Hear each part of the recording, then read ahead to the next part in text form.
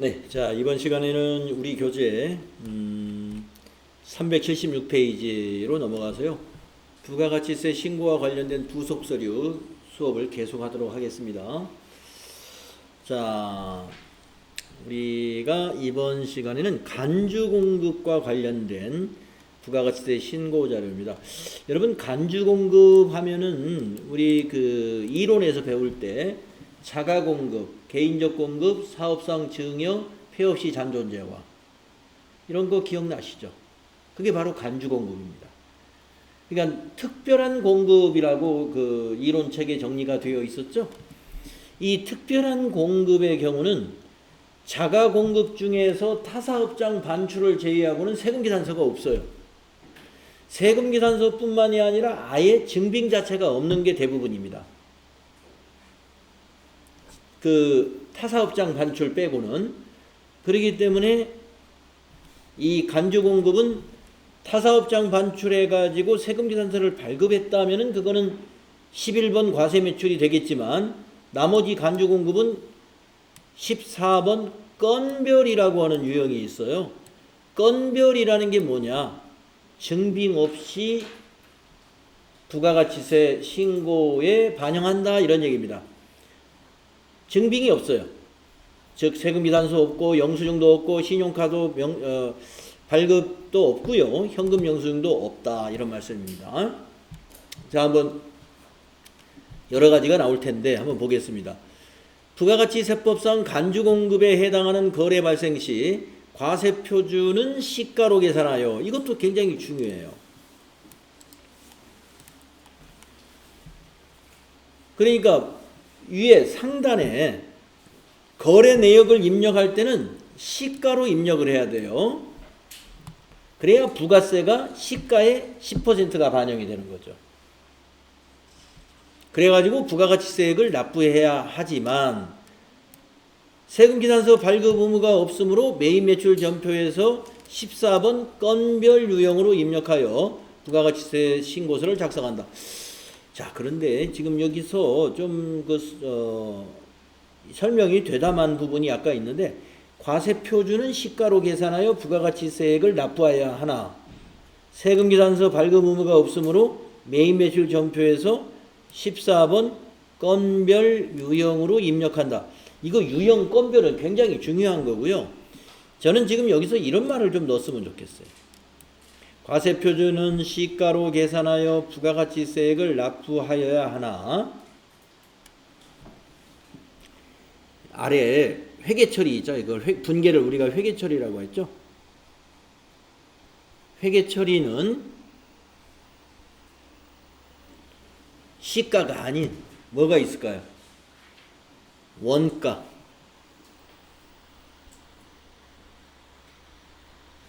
원가로 한다. 이거를 좀 여기다 넣어놨으면 좋겠는데. 밑에 분계할 때는 원가를 가지고 분계해야 돼요.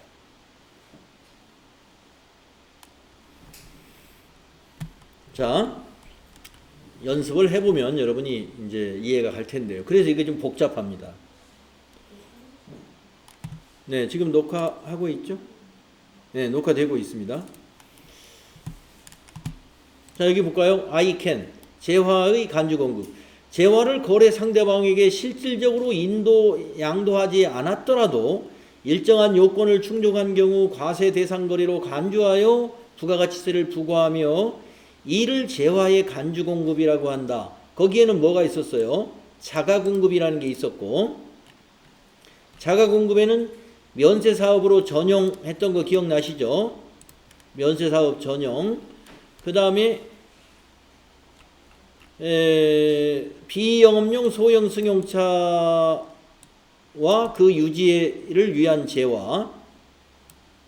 자가공급의 두 번째 이게 있었고 그 다음에 판매 목적으로 자기의 타사업장에 반출하는 것. 이 세 가지가 뭐예요? 자가공급에 해당되는 간주공급이었다 이 말이죠. 그 다음에 개인적 공급이 뭐가 있었어요? 예, 여러 가지가 있었습니다. 개인적 공급이란 사업자가 사업과 관련하여 획득한 재화를 사업과 관련 없이 개인적인 목적으로 사용하는 경우로서 사업과 직접 관련 없이 사업자 본인, 종업원 또는 주변 지인들을 위해서 재화를 사용했거나 소비했다면 개인적 공급으로 해서 부가가치세를 과세한다. 그런 얘기입니다. 사업상 증여, 거래처에게 선물 주는 것을 말하죠. 증여. 사업상 증여란 사업자가 사업과 관련하여 취득한 재화를 자기의 고객이나 불특정 다수인에게 무상으로 제공한 경우다. 예, 뭐 우리 회사 제품을 거래처에다 선물로 주는 거, 이거 무상 증여하는 거죠. 네. 이런 경우도 우리가 부가가치세는 납부해야 된다, 이런 얘기입니다. 근데 부가가치세 납부할 때 시가로 납부해라, 이거 시가로. 근데 밑에 회계 처리는 원가로 해라. 그다음에 폐업시 잔존재화. 폐업시 사업장에서 보유하고 있던 재고자산과 고정자산에 대하여 부가가치세를 부담해야 되죠. 예, 폐업시 잔존재화에 대한 거, 네, 이거 시가로 부가가치세를 납부하게 됩니다. 자, 그러면 매입 매출 전표 입력을 할 때 이게 다 14번 건별 증빙이 없다 이거예요. 증빙이 없는 매출로 유형을 선택하시고, 증빙이 없기 때문에 부속서류라는 것이 없어요. 그냥 부가가치세 신고서에만 표시가 됩니다. 자, 수행 내용을 보겠습니다. 간주공급 거래의 부가가치세 신고. 다음 거래 자료를 매입 매출 전표 입력 메뉴에 입력하고 부가가치세 신고서 작성을 수행하시오. 자, 7월 25일 날 당사 제품을 말이죠. 컴퓨터 40만원짜리인데 판매가는 50만원이에요. 매출처에다가 선물로 제공했다 이겁니다. 이게 바로 사업상 증여죠. 그러면 우리가 거래 유형을 14번 건별로 하고 품명에다 매출처 선물이라고, 매출처 선물? 그냥 뭐 컴퓨터 해도 될 것 같은데, 네, 좋아요. 매출처 선물, 네, 컴퓨터 매출처 선물, 뭐 이렇게 하면 더 좋겠네요. 예, 왜냐면 이 품명은 우리 증빙이 없기 때문에 증빙에 있는 품명을 쓸 수가 없어요. 그냥 우리가 회계 처리하는데 이해하기 쉽게끔 쓰시면 돼요. 원래 우리 품명은 뭡니까? 세금 계산서에 있는 품명 그대로 써주는 거잖아요, 여기가. 근데 우리 이건 증빙이 없는 거니까 우리가 이해하기 쉬운 문장으로 넣어주시면 되겠어요. 자, 보세요. 공급가액을 얼마로 넣습니까? 매가로 입력했죠? 매가로. 그거 확인해 주셨죠? 그 다음에, 예, 이것은 접대비 처리를 해야 되고 그러기 때문에 돈을 받은 게 아니에요. 그래서 혼합분계를 해야 됩니다. 그래서 차변에 접대비로 하는데 접대비가 55만원이 아니죠. 45만원으로 고쳤죠. 접대비를 45만원으로. 자, 원가를 적용하고요. 5만원은 뭐예요? 요 세금. 세금은 5만원. 접대비의 그 컴퓨터 가격은 원가 해서 45만원이 돼요. 자, 그리고 대변에 이거 제품 매출이 아니라 제품입니다. 원가로 40만원. 그리고 이것을 적요를 8번을 꼭 걸어야 돼요. 타계정으로 대체. 그래야 이게 뭐예요? 매출 원가에 가산이 안 되고 빼주게 됩니다.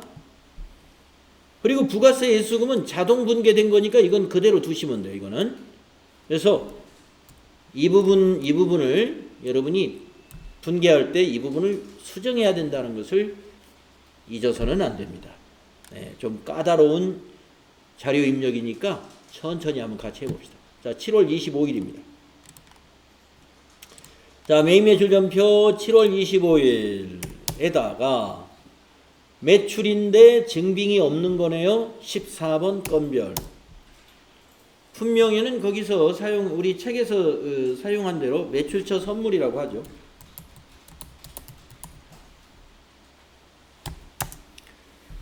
자, 수량 단가는 방향키로 지나가시고 여기는 시가를 입력해라 이겁니다. 50만원. 그러면 죄송합니다. 제가 아까 여기서 합계를 넣어야 되는 건이 뭐냐면은 17번 카과, 즉 신용카드 매출전표나 현금 영수증, 그리고 건별은 여기에 공급 대가를 입력합니다 그랬단 말이에요. 제가 50만원을 입력하니까 50이 여기에 입력되는 게 아니라 일로 와버렸어요. 자, 그래서 다시 하겠습니다. 어떻게 한다고요? 지금 여기 세금부터 지워요. 스페이스바로 엔터 치고 공급가액도 새로 입력합니다. 여기다가 55만 원을 넣어야 된다 이거죠. 5500 55만 원. 50 플러스. 예, 이렇게 하시면 됩니다. 고치실 때 부가세를 스페이스바로 지우세요. 스페이스바로. 그리고 다시 공급가액에 와서 합계 입력해 주시면 고쳐집니다. 여기다가 55만 원을 입력하는 이유는, 자, 다시 정리하면 건별하고 카과하고 현과, 여기 현과는 없었는데 이런 유형은 그 환경 설정에 여기에 공급 대가를 입력하도록 환경이 설정되어 있다 이거죠. 그래서 여기 합계에 들어갈 금액을 여기다 입력해 주셔라 이거예요. 자, 잘 됐죠? 네, 거래처는 어딘가요? 거래처는 이거 뭐 증빙이 없는 거니까 거래처 없어요. 비워두세요. 세금계산서도 당연히 없어요. 비워두세요. 분계는 혼합으로 하셔라. 3번 혼합. 자, 뭘 고쳐요? 제품 매출이 아니고 제품이다. 이거 제품 판 게 아니에요. 제품을 거래처에 선물한 거예요. 그러니까 제품 매출이 아니라 그냥 제품. 자, 제품이 150번입니다. 코드 150번으로 고치고, 이거 시가 반영하면 안 된다고 그랬죠? 그래서 원가 40만 원으로 고치세요. 40만 원 고치시고 엔터. 세 번째 줄에 왔죠? 차변이 접대비예요. 3번 차변이 접대비. 자, 접대비인데 어떤 거래처입니까? 당사 제품을 매출처에 선물을 했죠. 매출처니까 판매관리비예요. 매출처니까 판매관리비. 813번 접대비를 써야 돼요. 513번은 매입처를 접대했으면 513번입니다. 매입처, 원재료 매입처를 접대하는 경우는 제조원가로 넣어요. 그래서 513번 접대비를 써야 되고, 매출처, 우리 제품을 사주는 매출처는 판매관리비예요. 그래서 813번을 골라야 됩니다. 여러분 제조업에서는요, 예, 500번대, 800번대를 잘 구분해서 비용 처리해 주셔야 돼요. 그래서 접대비는 45만 원이 된다. 그리고 마지막에 탭을 눌러서 네, 차변 대변 일치하는가 확인하셔야 돼요. 자, 여러분 건별은요, 좀 주의해야 될 사항이 많이 있습니다. 건별은 밑에 분계가 여기 있는 공급가액대로 안 된다는 거, 안 되는 경우가 많다는 거. 그리고 하나 지금 빼먹었어요. 제가 지금 생각이 났습니다. 이 제품이 대변에 가는 경우는 여기 적요 코드를 꼭 넣어야 됩니다. 더블 클릭하시면 8번이 있죠. 타계정으로 대체. 이거 꼭 넣어줘야 됩니다. 안 넣어주면 이 문제 틀린 거예요. 적요를 채점을 안 하는데 이것은 굉장히 중요한 적요이기 때문에 이건 채점 대상이 됩니다. 타계정으로 대체하는 거는.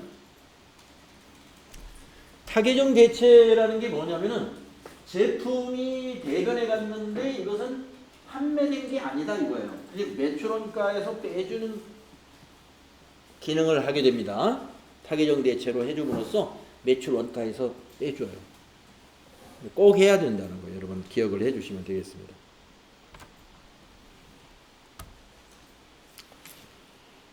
그래서 뭐 이런 점표 입력은 자동화가 전혀 안 되죠. 증빙도 없는 건데 어떻게 자동? 이거는 회계 담당자가 잘 챙겨서 이렇게 입력해 줘야 돼요. 꼼꼼하게. 자, 적요까지 여러분 잘 챙겨라는 거 당부를 드립니다.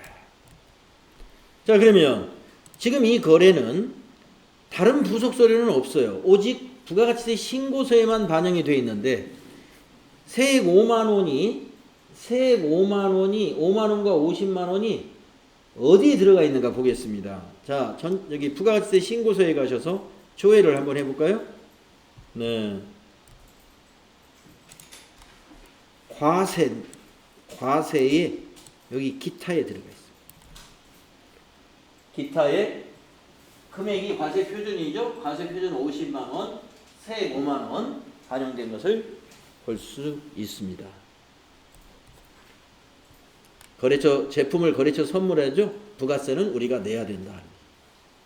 그리고 회계 처리는 접대비로 밑에 회계 처리하고, 그때 접대비 회계 처리는 이걸로 보면 안 돼요. 원가로 회계 처리를 해야 맞다. 다음 문제 해보겠습니다. 자, 간주 공급의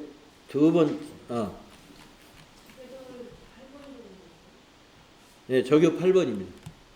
타계정으로 대체.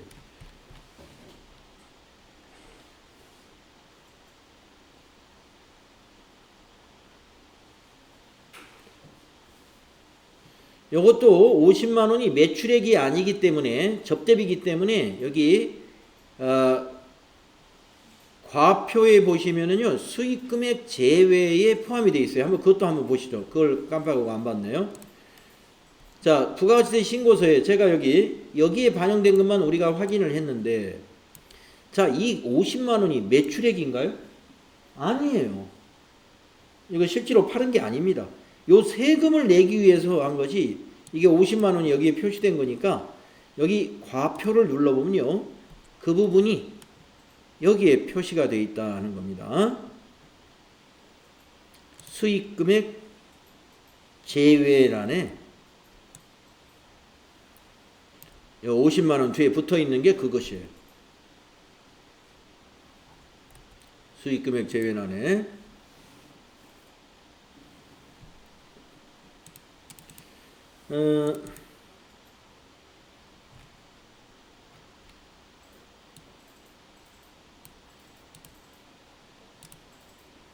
여기를 클릭해 볼까요? 여기 클릭하고 역추적. 네. 여기 역추적에 보면 과세 교부분 제외, 건별 매입 매출의 과세 교부분 외, 과세 교부 외라고 해서 세금계산서 교부하지 않은 거다 이런죠. 건별 50만 원 이렇게 있고, 그 다음에 과표 눌러보면 여기에 반영됐다. 수익금액 제외란에 반영되어 있다. 지금 이게 1100만 원은 지금 다른 건입니다. 이게 어제 우리가 입력했던 거 뭐가 있었을 거예요. 이게. 자, 다음 문제로 가보겠습니다. 6번 과세 매입거래의 부가가치. 간주공급이 딱 하나만 나왔네요. 간주공급이 다른 게 안 나오고, 다른 건 없었어요. 다른 건 뒤에서 또 다른 예제가 또 나올 것 같고요. 자, 그 다음에 6번째, 이번에는 매입 관련된 겁니다. 매입 관련된 그 전표 입력이 훨씬 더 매출보다 복잡합니다. 매입이. 자, 재화 및 용역을 공급받고 10% 부가가치세가 별도로 징수된 매입 세금계산서를 발급받으면 세금계산서 합계표가 작성이 되어야 하고, 매입세액 공제가 불가능한 세금계산서는 매입세액 불공제 내역에 작성을 하여야 하며, 이거 자동으로 작성됩니다. 이거 고정자산을 취득한 세금계산서는 건물 등 감가상각 자산명세서를 작성해야 된다. 네, 건물 등 감가상각 자산명세서는 가서 불러오기를 통해서 자동 작성, 반자동과 비슷해요. 불러오기를 해야 되니까. 대부분 다 자동입니다. 자, 그래서 우리가 51번 과세 매입을 연습할 거예요. 그래서 세금계산서 합계표 파란색의 합계를 말하는 거고, 또 건물 등 감가상각 자산을 취득했을 때는 그 명세서를 작성해야 되고, 그리고 부가가치세 신고서에 매입세액 쪽으로 어디에 반영되는가를 보도록 하겠습니다. 자, 수행 내용 보겠습니다. 다음 거래 자료를 매입 매출 전표에 입력하고 세금계산서 합계표, 건물 등 감가상각 자산 취득 명세서, 부가가치세 신고서 작성을 수행하시오. 전자세금계산서는 전자입력으로 입력한다. 자, 1번 주식회사 대신으로부터 원재료를 구입하고 전자세금계산서를 받았습니다. 자, 이제 구입한 겁니다. 자, 구입하고 세금계산서가 받았고 세금이 있으니까 51번 과세 매입이다 하는 거죠. 자, 날짜가 8월 1일로 월이 바뀌었습니다. 자, 다 같이 위에 매입 매출 전표를요, 월을 8월로 바꿔주세요. 그리고 일은 비워두시고 날짜 1일을 밑에다가 입력을 하겠습니다.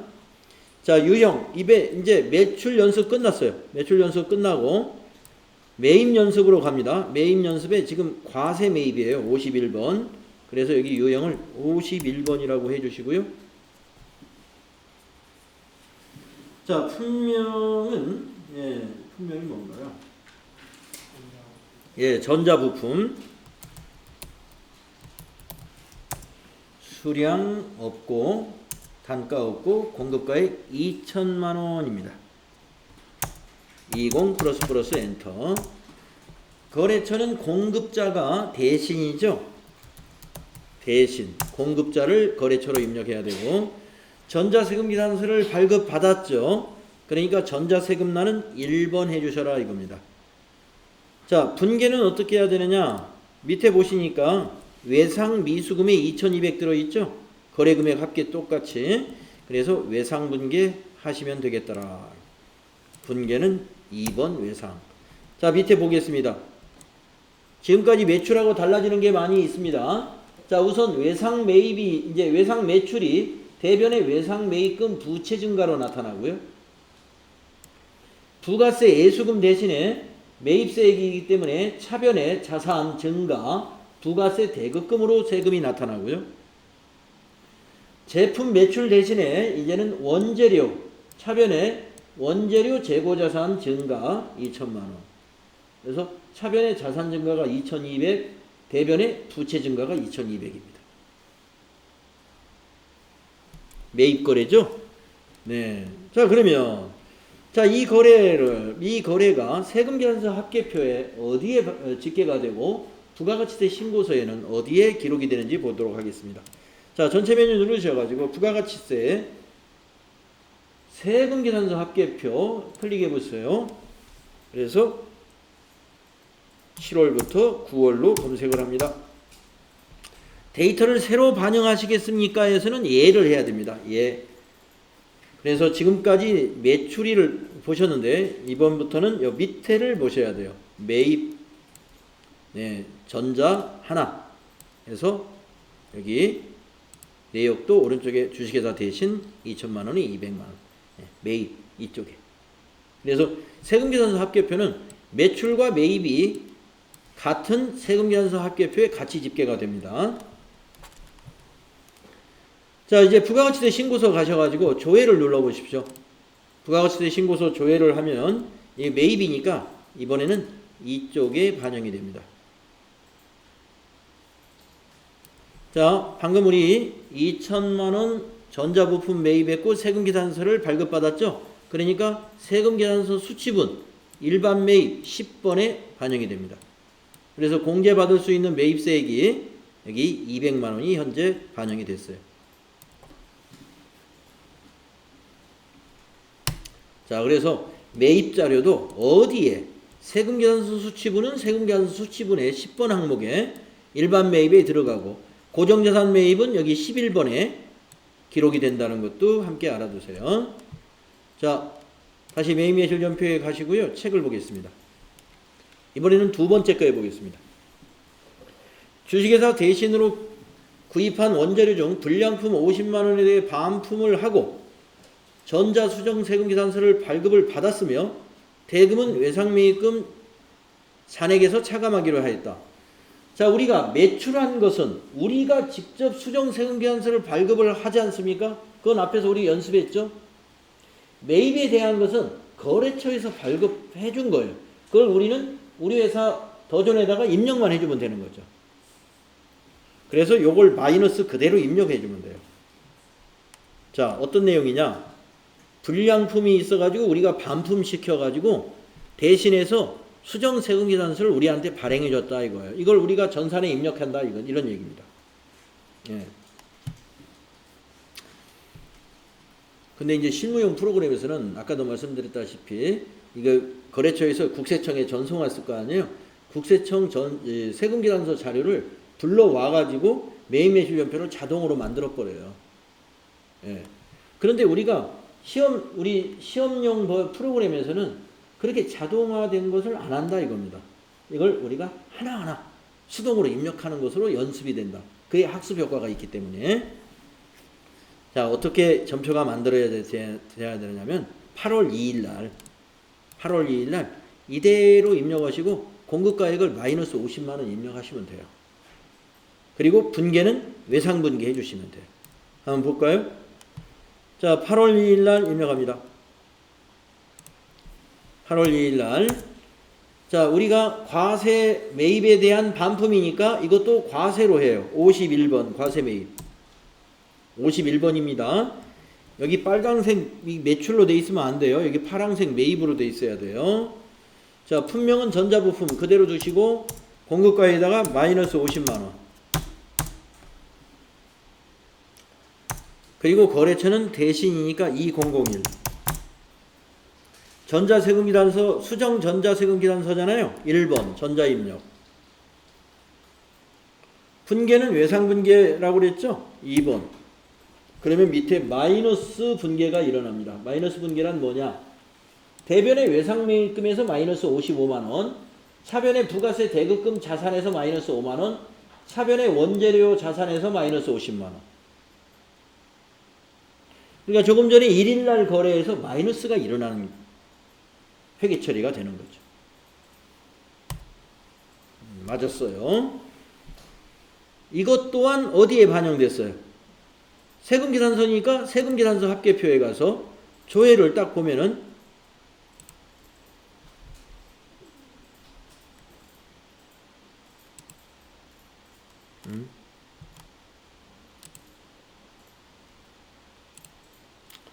왜 조회가 안 돼?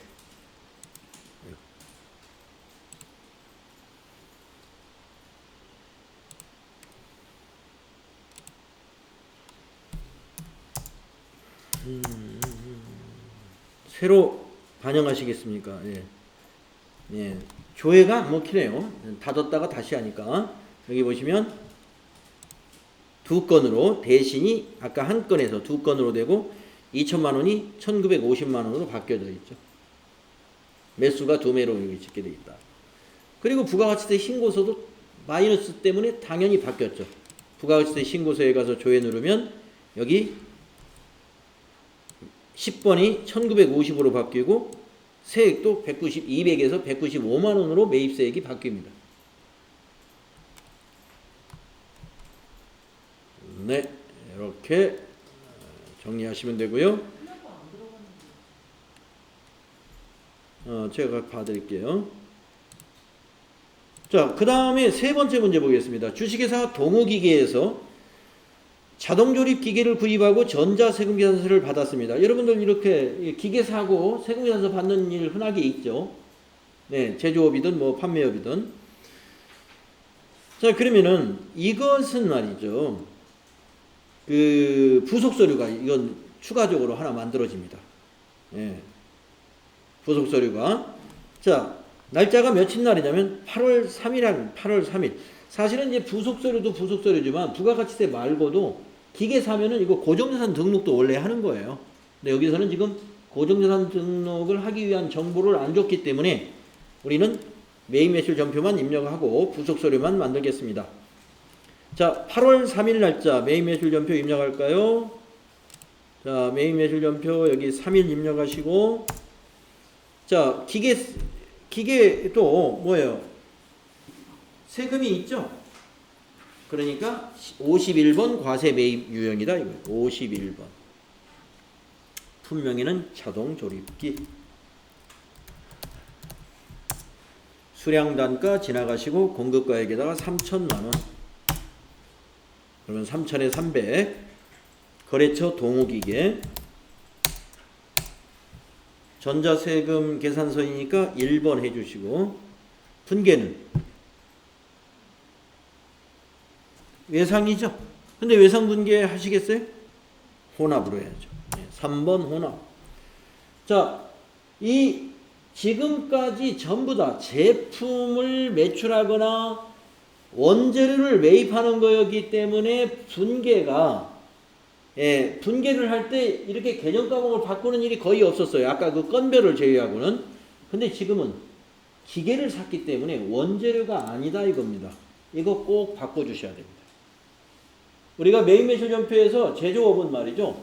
매입 유형으로 하게 되면 기본적으로 원재료로 분계가 일어나요. 그러니까 이거를 기계장치로 지금 바꿔야 돼요.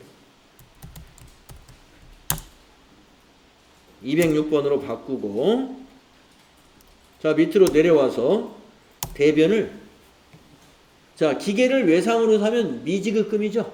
네, 253번 미지급금. 3 플러스. 그리고 마지막에 탭키 눌러서 합계 잘 맞는지, 분계 잘 되었는지 확인하세요. 자, 원재료를 기계장치로 바꾼다는 거. 그리고 기계를 외상으로 사는 건 외상 매입이 아니라 미지급금이라는 거. 밑에 분계 잘 해주셔야 되고요.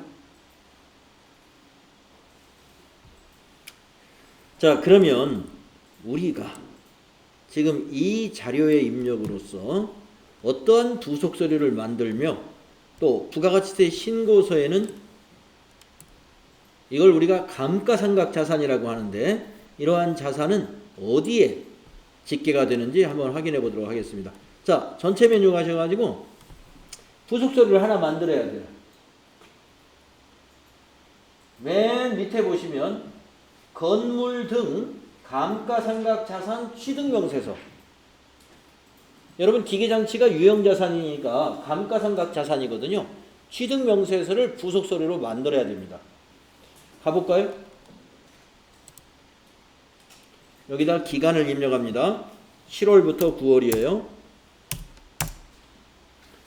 자, 여기는 상단에 무슨 단추가 있냐면은 불러오기라는 단추가 있다 이런 말씀이죠. 불러오기를 눌러보세요. 그러면 우리가 지금 기계장치를 반영을 할 거니까 기계장치가 개정 과목에 있는가만 보시면 돼요. 예, 있죠. 됐어요. 그러면 확인만 누르면 돼요. 그리고 불러오기를 실행하시겠습니까? 해서 예 해주시면 됩니다. 그러면 이게 자동 작성돼요. 전표에서 불러다가 작성을 해주는 거예요. 그러니까 반자동이죠, 이게. 불러오기 한번 해줘야 되니까. 그래가지고 이걸 닫아놔서 저장을 해두면 돼요. 닫으면 저장이 돼요. 그래야 여러분 시험 볼 때는 그걸 닫아서 저장을 해두어야 그게 채점에 반영이 되겠죠. 자, 그 다음에 세금계산서 합계표는 여기 하나 더 반영이 되겠죠. 조회가 세금계산서 합계표는 조회가 안 되더라고요. 그래서 닫았다가 세금계산서 합계표는 다시 실행을 해야 돼요.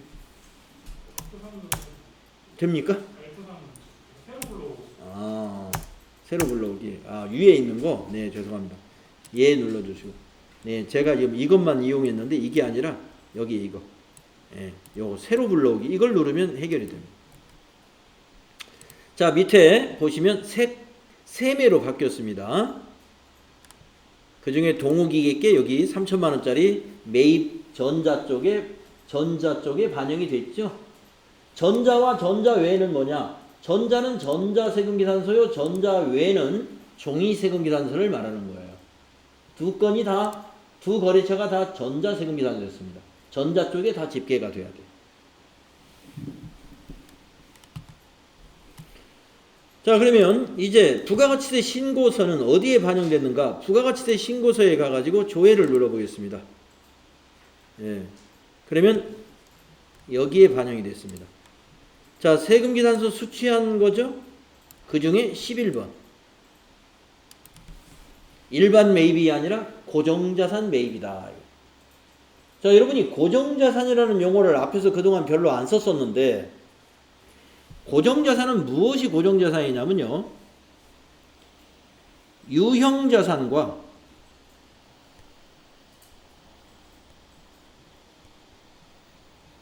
무형자산을 포함하는 용어입니다. 유형자산, 무형자산. 그걸 우리가 고정자산 매입에 집계를 해요. 그러니까 우리가 고정자산 등록하면은 거기에 유형자산만 등록하는 것이 아니라 개발비, 영업권, 실용신앙권, 이런 특허권 이런 것도 입력하죠. 그게 무형자산이지 않습니까? 그러니까 유형자산과 무형자산이 고정자산인 거죠. 오늘 우리가 여기까지